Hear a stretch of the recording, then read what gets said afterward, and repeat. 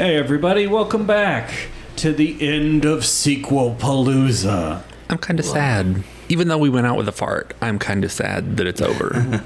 So I love a good fart, so I agree. We did go out on an epic fart. It was great. Yeah. Shining farts too. Welcome back to Home on the RNG. Now I would play that.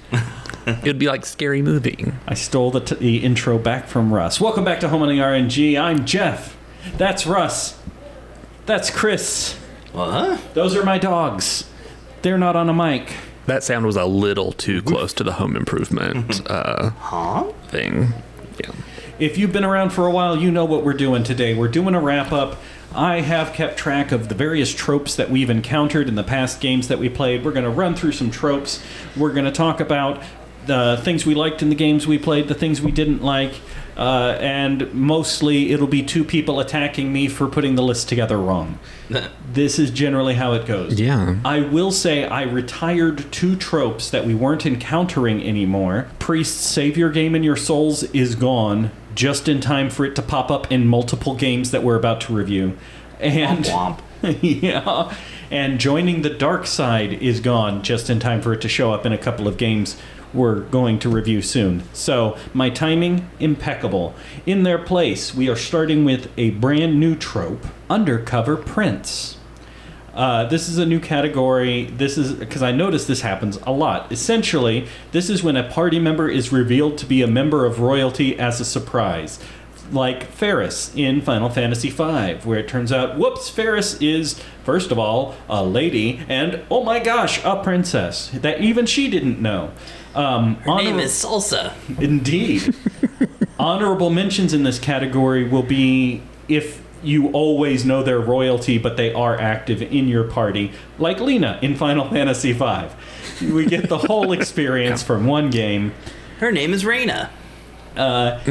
In this game... And they fight wyverns. Mm-hmm. In this trope, we encountered it once in Grandia 2, where Rowan turned out to be an undercover prince, but there is an honorable mention for Luke in Shining Force 2. I'm not sure if it should be an honorable mention or not.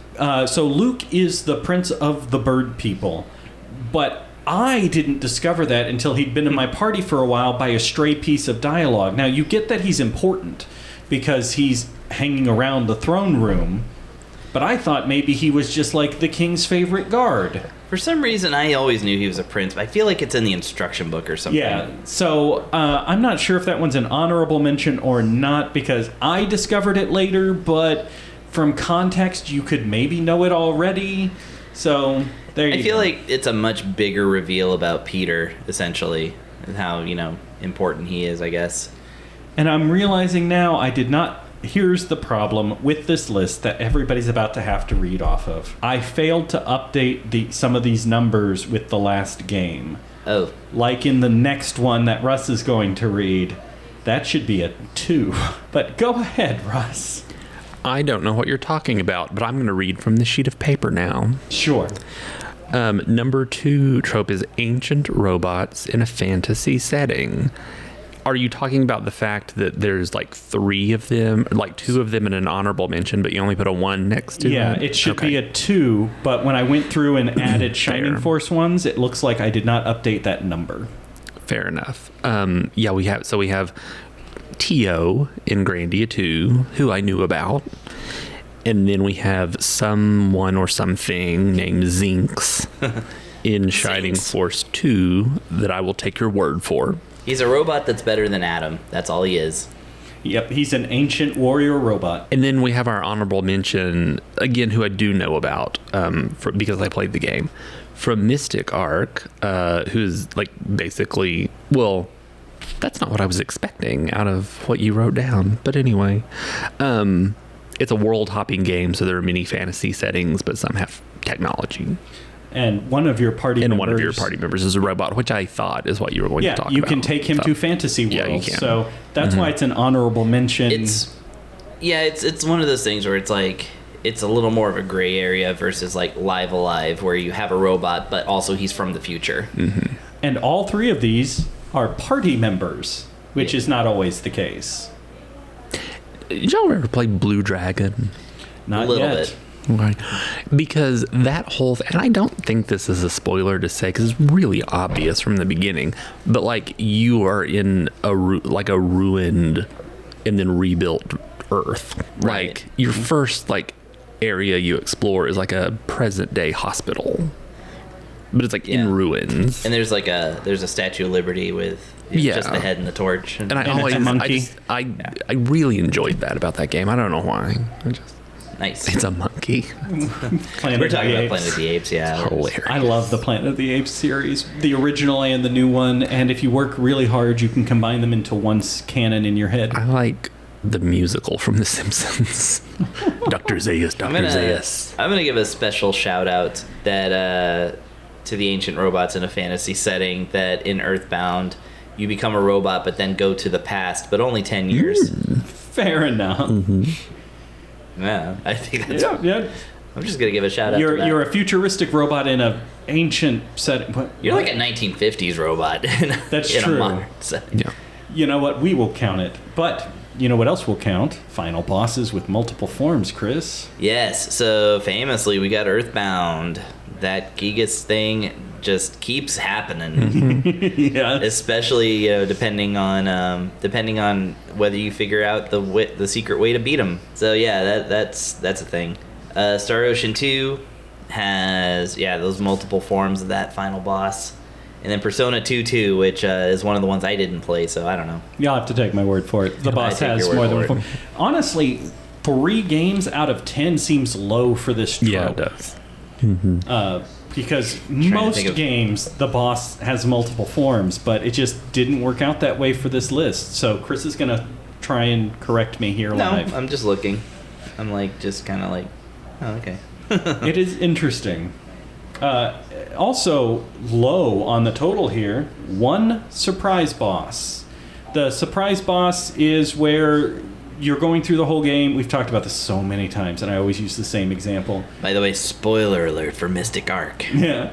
You go through the whole game hearing about this great evil that you're supposed to fight, or encountering him multiple times, or whatever, so that you believe you know who the end boss will be. Like, we'll say, in Final Fantasy VII, it's not surprising when the end boss is Sephiroth, right? The whole Spoilers game... for Final Fantasy VII. I never knew. The whole game is Sephiroth. We got to stop Sephiroth. We have to find Sephiroth. We have to stop Sephiroth. Oh, look, and then there you he fight is. him, right?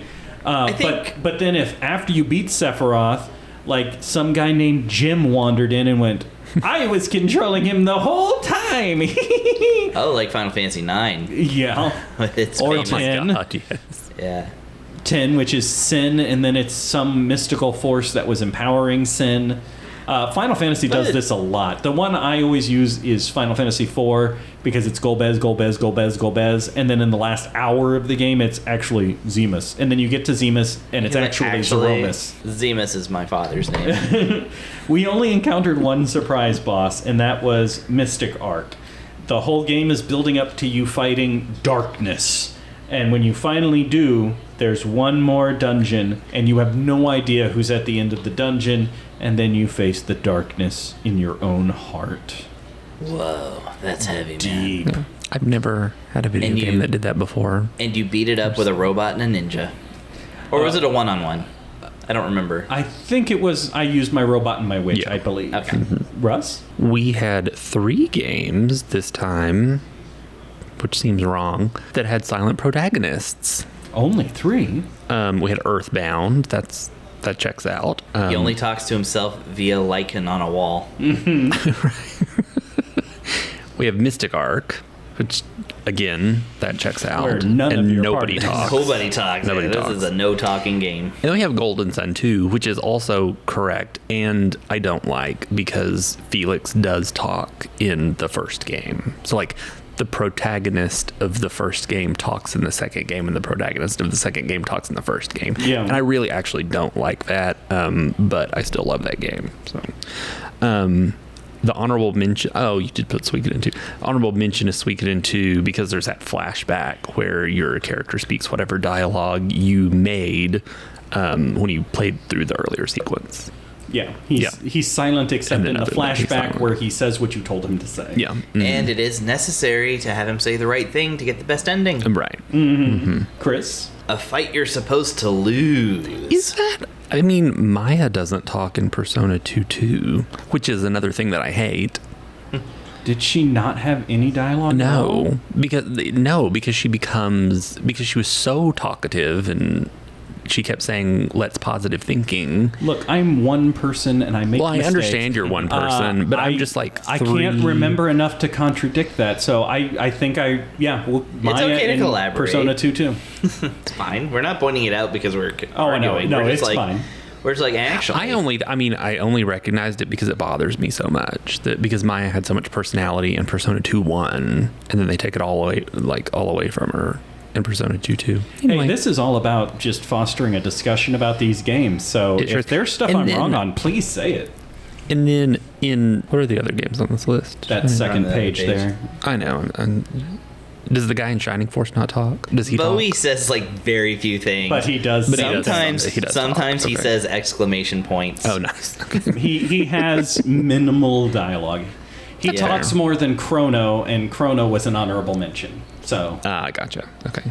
Because he talks at the ending. He has one line and one ending. Yeah. Fair enough. But he's cool. His name is Bowie. Okay, so we were talking about a fight you're supposed to lose. Scripted losses in JRPGs. I hate these. I love the ones that you actually can win. Yes, I was going to say that too. And like you actually get like a huge reward for it, but like good luck getting to that point. From a narrative point of view, I appreciate them and I understand why they're there. But unless they're super obvious that you're not supposed to win, I will waste items, I will waste resources trying to win something I wasn't supposed to even try. Yeah, it's really funny to me when you beat I'm going to use Lufia as an example. Every battle in every Lufia game can be won somehow. But in Lufia 2 especially, it's like you'll go up against like one of the Sinistrals like really early, and then he's supposed to totally frag you. But then if you smash enough bees or whatever, get enough items, you can win the fight. And especially because each of those games has a retry mode where you get 4 times the experience in gold. So if you're on a second playthrough, it's almost like New Game Plus, where you can actually win a lot more easily, though not easily enough. And if you beat him, then it'll be like, I can't believe that you're actually powerful. And he's like, well, anyway, swipe. And then like everybody blows up. Generally, that's how they go. Even if you can win them, the story doesn't alter. But hopefully you get a reward. You do get a reward in My Lufia. favorite in the Legend, the Game Boy Game Boy Color one, is you get like the strongest helmet in the game or something if you beat Gades the first time. It's so with 2 great characters. because I could talk about Lufia 3 forever. It's my favorite one, but I love that Wayne immediately goes into shit talking Goddess or Gades, whatever. Right. And it's just like when you can back that up with like actual winning, it's so satisfying. And all you have to do is grind for those boomerangs. Yeah, and then and if and then later if you get ear cleaners, the secret Q-tip item that destroys the world. Anyway, let's talk about Lufia 3 sometime, guys. We did a whole review. We did On Lufia: The Legend Returns. Yeah. So I was part of that, wasn't I? Were you? Yeah. I have no memory. I remember reviewing I remember a lot about the game. I struggle to remember which reviews you have been here and haven't been here for, because you've been around for a while. I think I remember Lufia 3. Yeah, we did that one at this table. Okay. Did we? We did. Great. Holy cow. Well, that's perfect for me then, because I remember it now, because I remember like having to go through the soundtrack again. These games run together. The reviews run together after a while. Oh yeah. Well, refer back to that episode, because I definitely would have talked about the ear cleaners. Anyways, fight you're supposed to lose. Fight you're supposed to lose. Yeah, exactly. Star Ocean 2, you wrote too many to name, and that is true. Like this whole second half of that game is just facing off against the 12 wise men or whatever, and then you just have to lose every battle until you get to the final dungeon. Star Ocean 2 can very much read like a humiliation fetish from Claude. Oh my god, yes, I know. He gets owned up and down in that game. And if you play as Reyna as your main character, he is a loser. Yeah. Through the whole, like, every bit of dialogue is Reyna and Celine being like, this jabroni over here, we should probably just leave him behind. I had to mute my own mic for a bit Let's there. just abandon him in this cave. Yeah, exactly. It's great. Yeah, Star Ocean 2 is... Claude is just a fight you're supposed to lose. I mean, you know, that's his character. We got Romancing Saga 2, First Hero Battle. I haven't played this one, so... The first boss battle, you have to lose to learn how inheritance mechanics work. Too bad. And then you get so many interesting party members with complex backstories after that. I got the remake to... I know I said this off mic, but I'm saying it on mic now. I got the remake to Romancing Saga 2. I will try it at some point, because I hate myself, I guess. I thought I didn't, but... I got it as a Christmas present, because I couldn't do it to myself, but I could convince someone else to do it for me. To you. To me, yeah, that's what I said originally. Grandia 2, Melphis. Yep. Gotta lose. Milvice. I don't know that one either. So. The brother. There we go. How about gambling mini games? We had 4 of them. I love gambling mini games. I hate gambling mini games, so we're divided. I'm indifferent, so we're going to stay divided. Sure, yeah. In Earthbound, there is the slot machine in the desert that, despite what I thought when I was a kid, is not fully rigged to always lose. No. I thought that was the joke. No, you can super win in that one. Yeah, I never played it much, but like the 2 or 3 times I tried it, I was like, oh, I get it. The joke is they control how they turn around, so you never win. Haha, Earthbound funny. Suikoden 2, tons of mini games. In particular, the gambling dice mini game is back. Before we move on from Earthbound, shout outs to Pincho and Poncho and their friend Thomas Jefferson. Yes. Who, by the way, his name is spelled without the H, so it's Tomas Jefferson. Yeah, which makes sense. Yeah, or it was a misspelling. I always kind of read it as Thomas Jefferson. Persona 2, there is once again an entire casino, but it's mostly slot machines. And Mystic Arc, you can gamble at the Monster Arena, and there's a couple other hidden mini games. Yeah, there's a couple other things there, but yeah, it's definitely all about the Monster Arena. Which leaves the final trope for Russ, and it's the one with the most words. Are you excited? Jeez Louise. But I mean, obviously, only teenagers can save the world. And that is very true. I mean, in us sitting at this table at our age, it's true. Well, we can't do it. And I love, so the first one, there's 6 games. The first one is Wild Arms 2. Ashley, your main character, is 19. Lilica is 14. Tim is 12. But Brad is 32. And I like that you point this out because, I mean, we would be the old man in an RPG at this point. And sometimes I think about this at work where we have a lot of interns who are like 21. And I'm like, yeah, if they all got together and they went on a quest to save the world and took me with them, I would absolutely be that old man. Because I've always thought, like, why doesn't the older person sort of take charge? And be like, I'm going to lead you through the... No, I would just sit back and I would be like, you need me to cast my spell? You just tell me. And other than that, I'm going to sit here and I'm going to smoke a clove cigarette. Yeah, but I'm going to... Some of that is just your personality, Russ, because I would 100% try to be in charge. Okay. And I think you know that about me. I do know that about you, but I understand the old man. But Russ, if you and I went on an adventure to save the world in our 20s, that still would have been your approach. Just tell me when I need to cast my spell or whatever. Mm-hmm. It to me reads a lot like a dad who forms a band with his son and his son's friends. Yeah, he's like, I get to be the drummer. It's very true. Then they're out there at the bar gig or whatever, and he's the only one old enough to be there. And you're like, what is this? I really understand the old man in RPGs now. In Star Ocean 2, most of the characters are actually in their 20s, but the main characters, Claude and Reyna, are 19 and 17, and then Priestess is 16.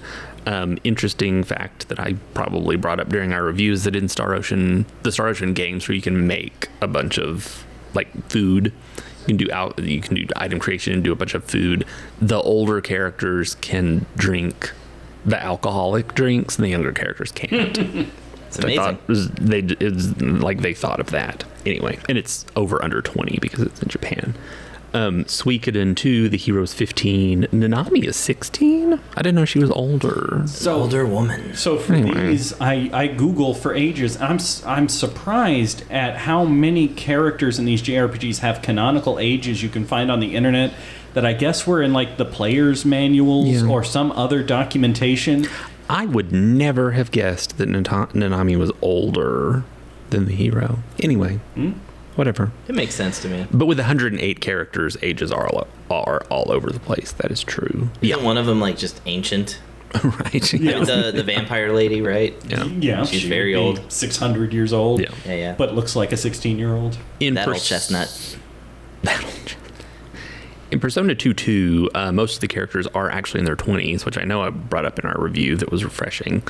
But Tatsuya from the first game, main character from the first game, comes back, and he's like 17. He's still a teenager. He's like a senior in high And school. arguably, he's the linchpin character, right? Well, yes, he's not because he's the one. He's not the protagonist, but arguably he's the most significant plot-wise. That remembers the other timeline. But you do have Balfu, who's like 45, so that's true. There's some range. There's range there. Grandy 2, obviously, every Grandia game, good lord. Roan is 13, Elena and Ryudo are 17. I guess Millennia is also 17, if they're the same person. Millennia's 1. We see her birth. Oh, okay, that's true. That's like in Phantasy Star 4. I know, what's her name? Rika is 1. Yeah. And she's the one that the main character ends up with. Kind of, yeah.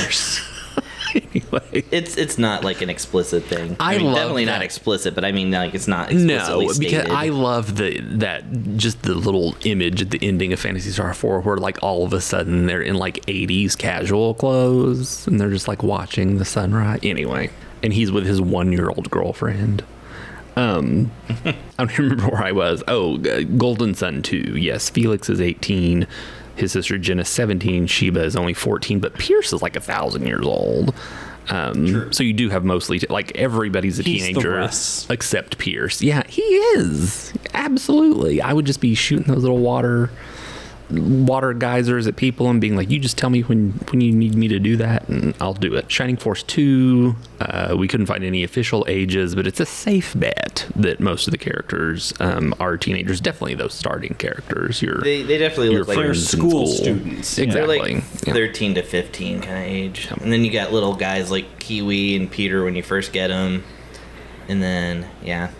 And then honorary mention to Earthbound because they're actually younger. They're like 12. They're preteen heroes because they had to fight Gigas 10 years before they were supposed to. So they were supposed to be able to be like 22 fighting him, but he rose early, which I cannot relate to. No.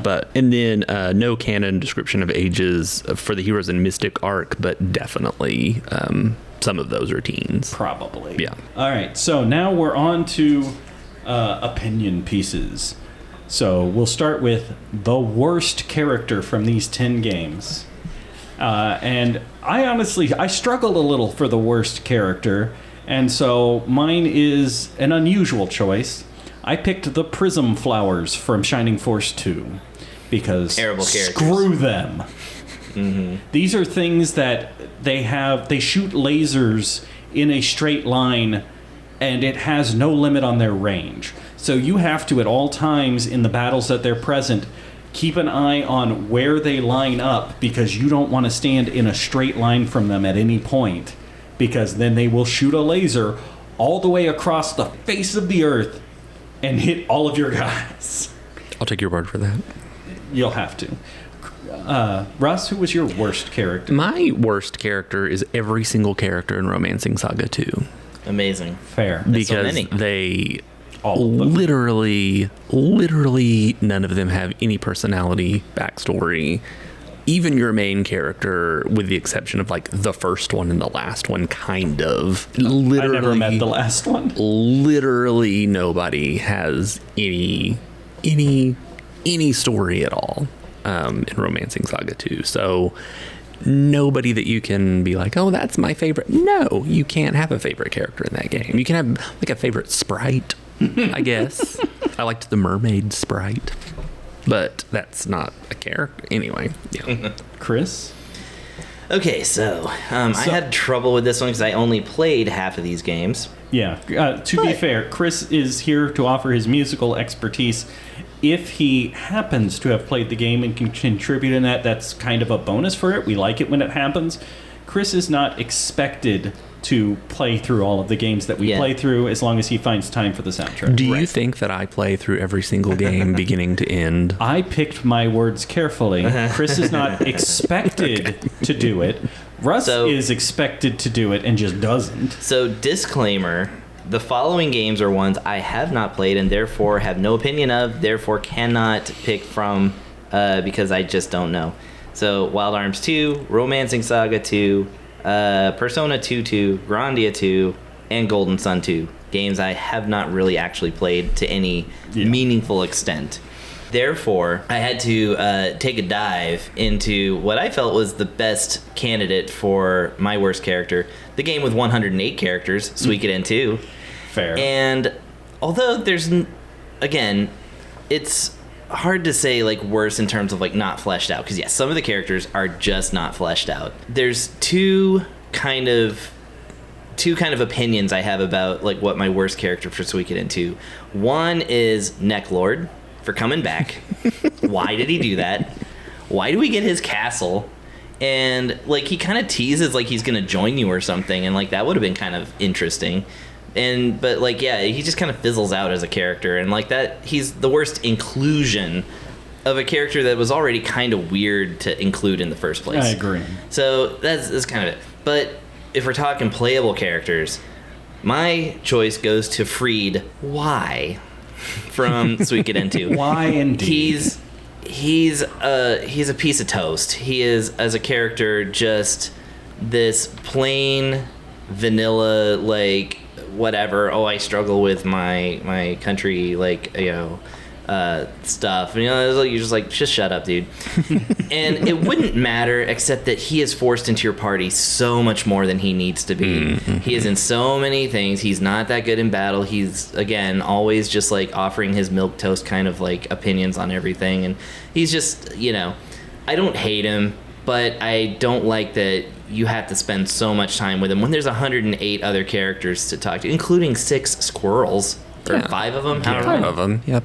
There's a ton of squirrels. You could just hang out with them. So many squirrels. I mean, we got rid of Grimmio, and then they have to They shove bring in another. Freed. Yes, Why? exactly. And Gremio is at least like there's an adorableness about him, even if it's couched in like pure. I hate Grimmio with every ounce of my being. I think I don't know. I have mixed feelings about Gremio really, but Freed Y, I'm just like Freed why, and so therefore he is my worst character for lack of a better worst character to find for me.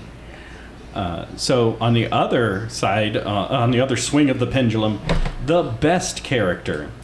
And I went a little weird on this one too. The Pirate Cats. All of them. From Mystic Arc. Yeah, they're great. Hell yeah. I never has a game so quickly charmed me. Like, there are plenty of charming games, but as soon as you encounter the landlocked pirate cats locked in an eternal war with another group of pirate cats that they don't even know why. They're talking, they're walking, they're wearing pirate clothes. One of their names is Lunchbox. It's the very first thing you encounter when you get out of the hub world. No game has ever charmed me so quickly. It is such a turnaround in tone from what you think you're going to get into, especially as a veteran of Seventh Saga, which does have like mostly serious moments. It's got very little comedy and like little bits of it in like an otherwise very tonally austere game. Yeah. And then you get into Mystic Arc and you're like, oh, things are totally different now. Bonkers. Yes. Russ, who's your best character? My best character, this was kind of hard for me to pick, but ultimately I had to go. It's Ashton from Star Ocean 2. That's fair. He was on my short list. He's me if I went on an adventure with anyone.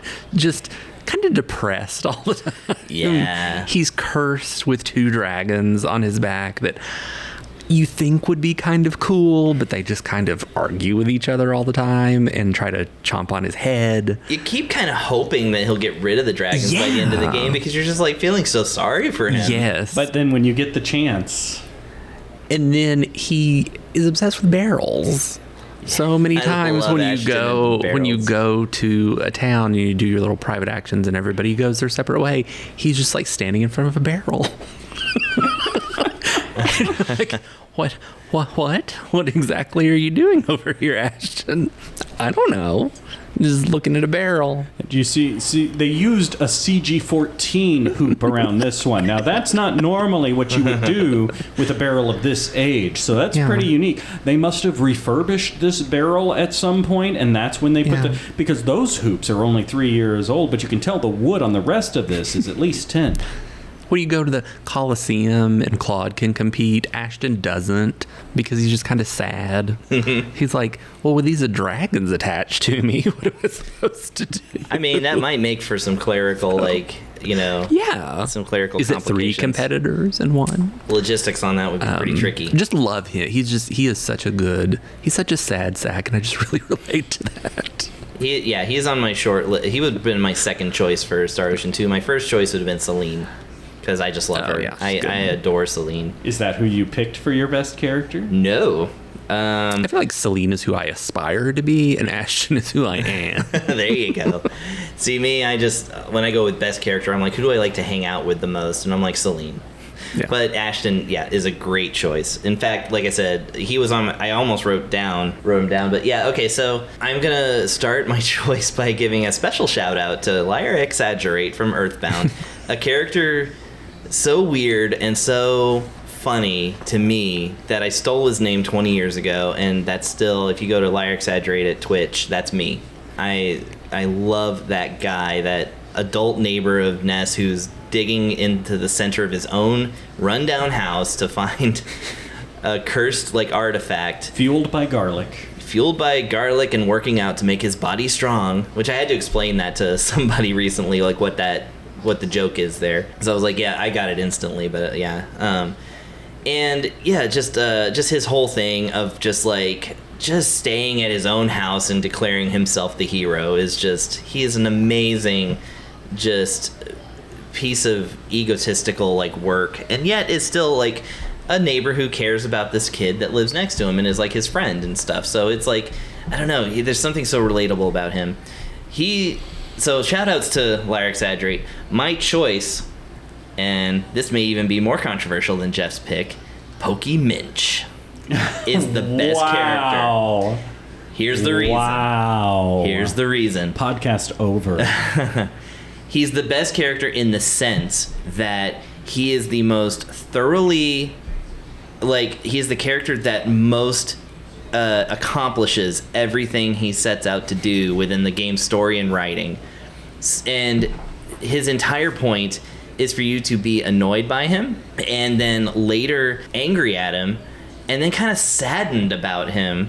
And ultimately, you get to the end of Mother 3 and you just had there's so many feelings that you have about Pokey 3 and or about Pokey 3. What am I saying? About Pokey Minch, and all of it. I've watched so many people play through this game for the first time and react to him, and everybody stops to talk about how this character became what he is.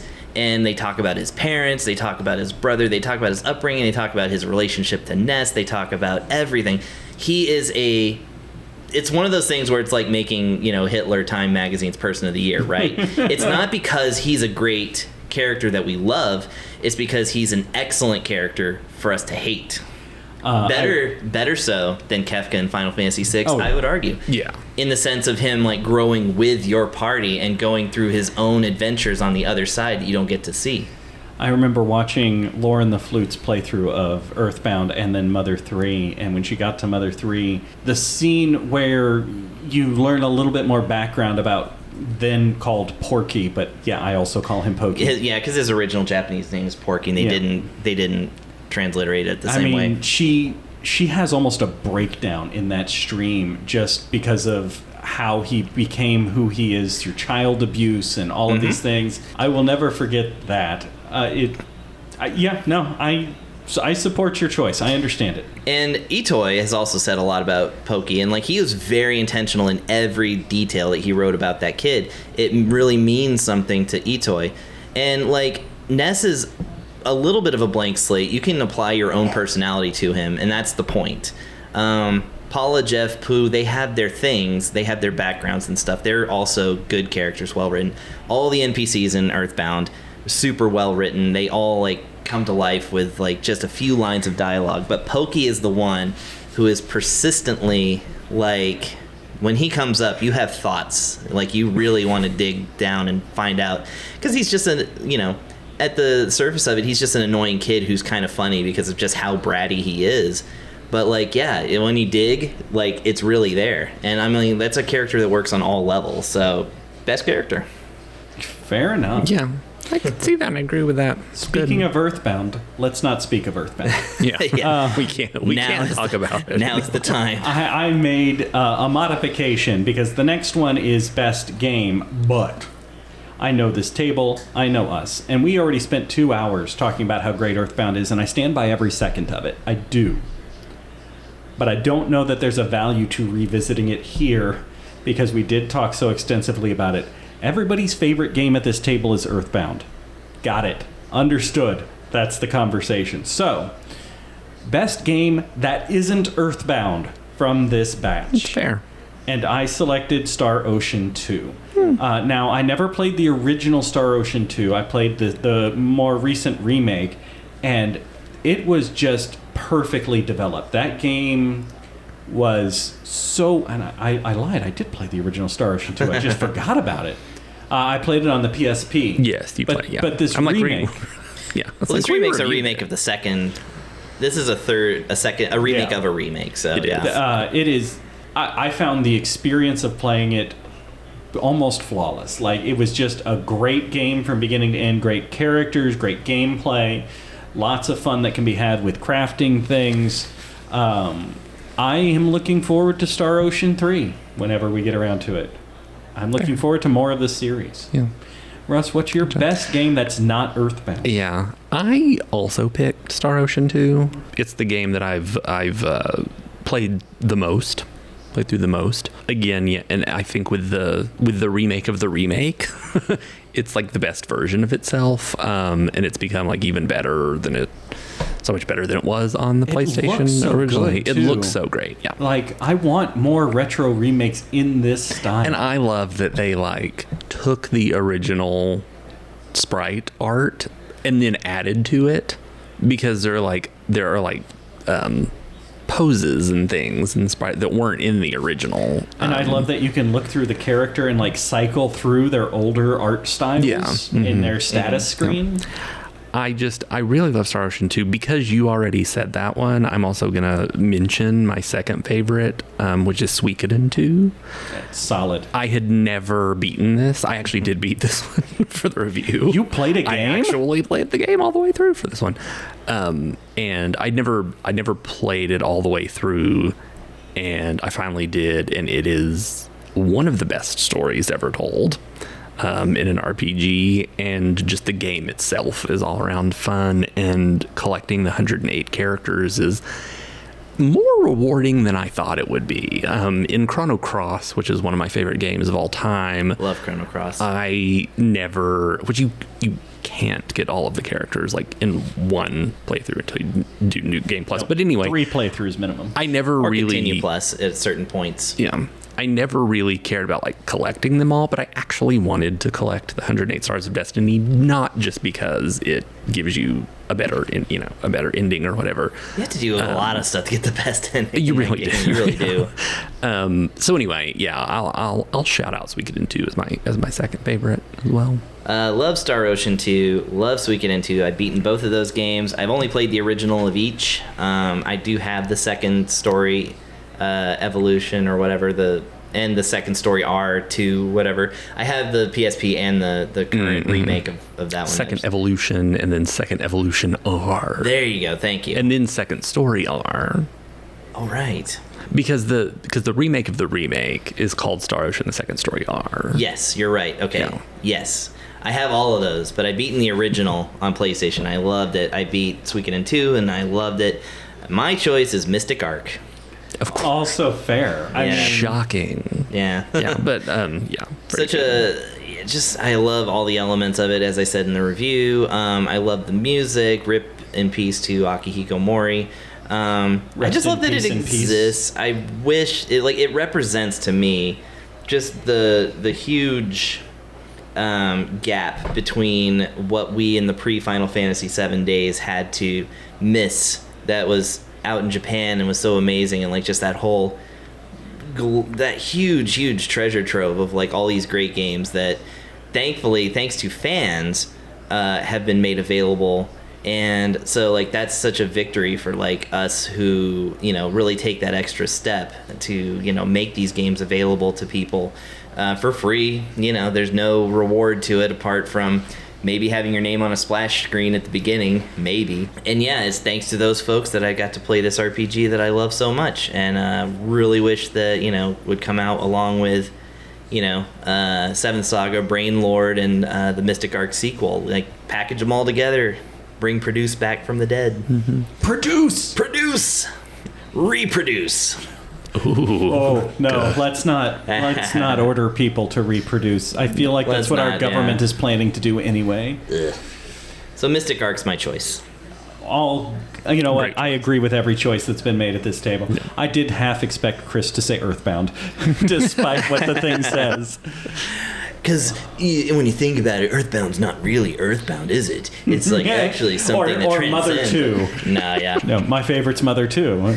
Yeah, no. Mystic Arc. I love Mystic Arc. So, the worst game that we played, for me, it was Romancing Saga 2. I could not squeeze any joy out of that experience. I just couldn't. And I know it's a deeply beloved game by some people, and that's fine. I am old. I am long past the age of my opinions are the only opinions. If you love Romancing Saga 2, I am happy that you have something you love. I could not enjoy a minute of this game. I got the remake in the hopes that maybe they made some tweaks and adjustments and I would enjoy it more, because I like some of the ideas behind the game. I just could not enjoy any of the execution. So I am sorry, Romancing Saga 2 lovers. I can't stand this game, and yet I'm going to try again in my own free time.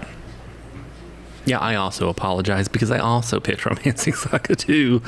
I didn't pick Shining Force 2 because I didn't play it. This is a game that is not for me. I dabbled in it a little bit, but I did not do anything significant with it. I really tried to play Romancing Saga 2, and just it's just not there.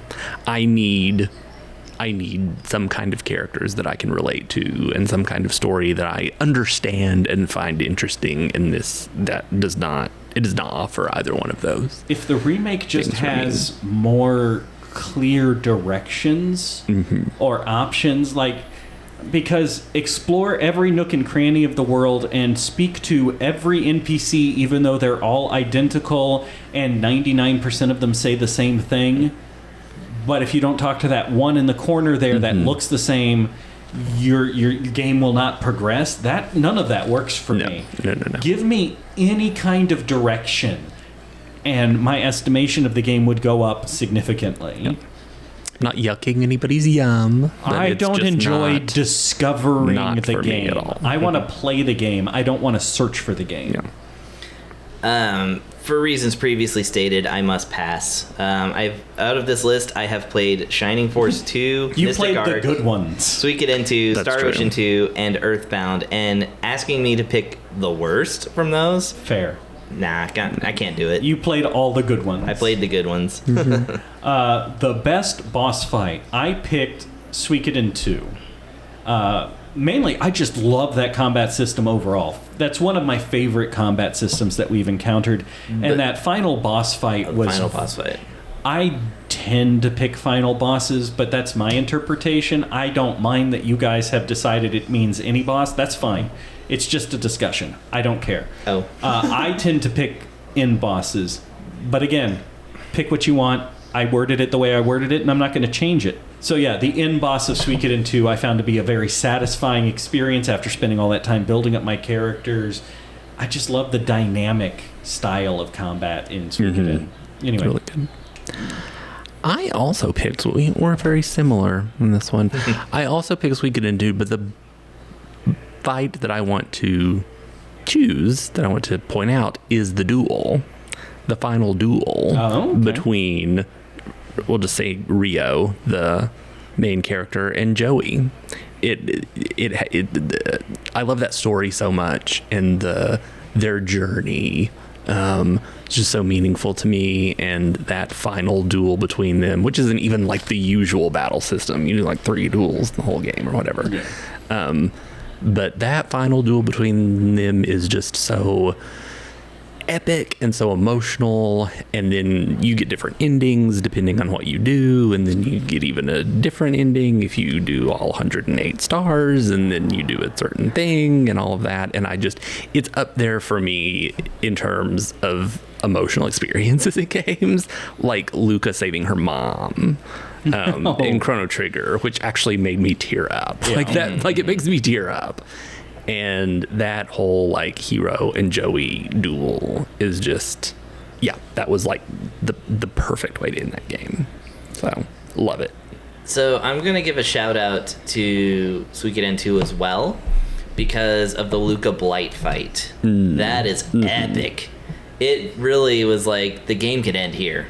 Yeah. You know, it's one of those things where Luca Blight is like such a force to be reckoned with that you have to like strategize this entire ambush.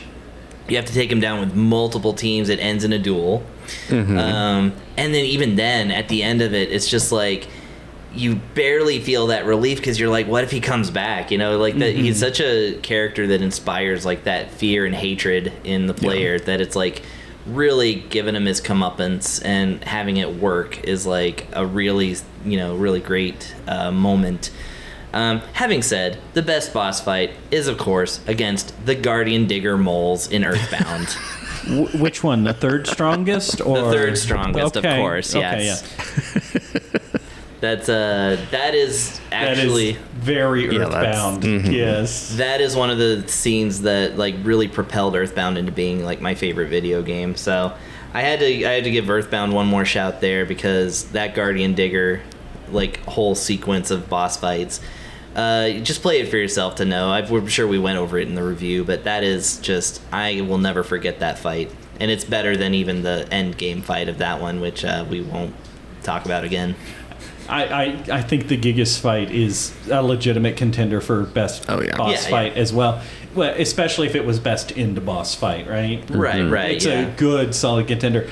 I tried to shy away from over Earthbounding this, and I realized I didn't count Earthbound in any of my categories. Well, since we all three initially picked Suikoden 2, I figured I should break it up a little. No, you're absolutely right to do because what's written on my paper here is Luca Blight. Yeah. I mean, that's just, that game has such a strong story and such fun combat. I'm looking forward to Suikoden 2. I'm playing the remasters? The remasters that came out on PlayStation, and I skipped 1. I'll do that later. And I'm doing 2 because you want to use a guy to get all 108 stars and save Nanami. Yeah. So, which I did not do in the playthrough for the review. So, you monster! I saved her on my second playthrough, but I don't remember what happened on my first playthrough. I missed a lot of stars too. Yeah. I just played it really quickly. And our last topic, the most surprising game. This was a toss-up for me. I struggled between Mystic Arc and the one I finally chose, and I chose the one I chose because of the word surprise. I leaned into that. I picked Persona 2 because it started out as if it was just going to be a retelling of Persona 2 1. For a significant amount of time, and I really thought, we're just doing the same story from a different lens. And then it goes off in a completely different direction and surprised me. Mystic Arc also surprised me with how charming and adorable and whimsical is the best word for it, I think, that it is. And I loved Mystic Arc. It was almost the best game instead of Star Ocean 2. It was a tough choice. But I went with Persona 2 because it really did surprise me that it spent so much time dedicated to the idea of being the first one through a different lens and then going off in its own direction. So it was a bit of a roller coaster. It was unexpected, and so I am giving it my most surprising. Fair. I did choose Mystic Arc. I was not expecting to... Whimsical is the best way to put it. I love whimsy. Well, I love whimsy too. I didn't expect to be charmed so much by a game.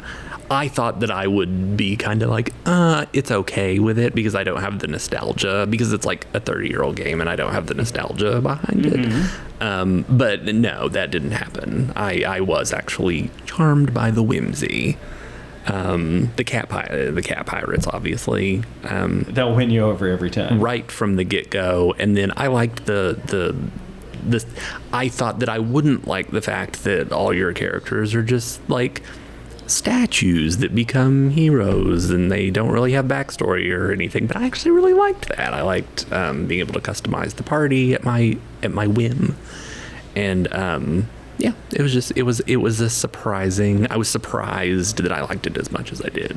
I don't disagree with any choices anybody has made. If they took out those stupid little puzzles, I would be okay with that too. But that's like the one knock that I have against it. Well, obviously my answer is Earthbound. No, I'm just kidding. Nothing really surprised me about Earthbound. In fact, I played it with the official guide back when I played it the first time, so I've never really been surprised by it. I've always just been delighted. No, of course, it's Mystic Arc. It wasn't that it was whimsical that surprised me as much. It's just that every story beat is a surprise. It's like, where are you going next? You have no idea. Yeah. Where are you going to ultimately end up? No idea. The ending is a surprise. Everything about the game has you guessing and wondering, and like it keeps propelling you forward based on the fact that there are going to be surprises all over the place. Sometimes the boss fights are surprises. Like, surprise, boss fight. So you're just like, what the hell? Yeah, it's just like that's the surprising game. Well, thank you all. Thank my contributors for being here and being a part of this project. Denise White Candle. Yes. Couldn't do it by myself. Wouldn't try to do it by myself. Thank you all for listening. That is Sequal-palooza. We grouped a whole bunch of number 2s together, and they came out number 1. So are we going to group a whole bunch of number 3s together? No. We could do Wild Arms 3, Romancing Saga 3, Mother 3, Star Ocean 3. I am not. Suikoden 3, Persona 3, Grandia 3, Mystic Arc 2, I guess. Brain Lord. But Golden Sun doesn't have any other games after the second one. True. I don't think that's true. So we could do like a 3-palooza with some adjustments. But I have decided not to limit us quite that severely again for now. Maybe the Squeakle will come. The threequel. Threequel. Maybe a threequel series later. But our next game. I mean, if it's anything like the Sonic the Hedgehog movies, the third one is the one worth watching. Our next game is one I think a lot of fans have been waiting for. I assume we have fans. Sometimes people reach out to us on Twitter or Blue Sky or Mastadon and say nice things. Zoe, I'm trying to close I was going to say, up. The dogs are fighting. They have no... Come here. You know. Say hi to the people at home. Good job. No, the next game we're going to be playing is one I think people have probably been waiting for quite some time.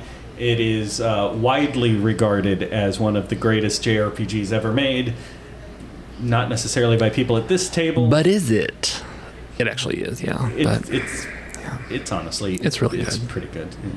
We're going to talk about Final Fantasy VII, guys. That's what we'll see you for next time. Have we really... We've really talked about one...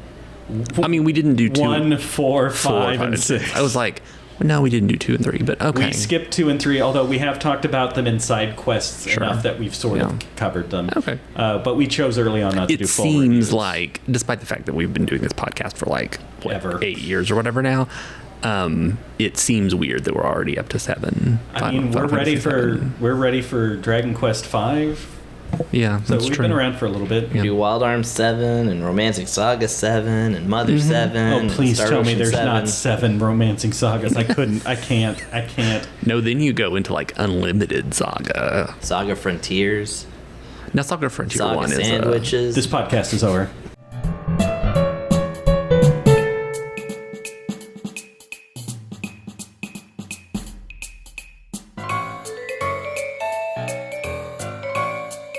Home on the RNG is a presentation of Mad Centaur Productions. You can find Jeff on YouTube at youtube.com/Centaur Productions or on Twitter at Jeff Centaur. You can find Russ on Twitter at RussMac25. You can find Chris on Twitch at twitch.tv/LiarExaggerate or on Twitter at EnrichFlavor. Thank you for listening, and remember to save your game before powering off this podcast.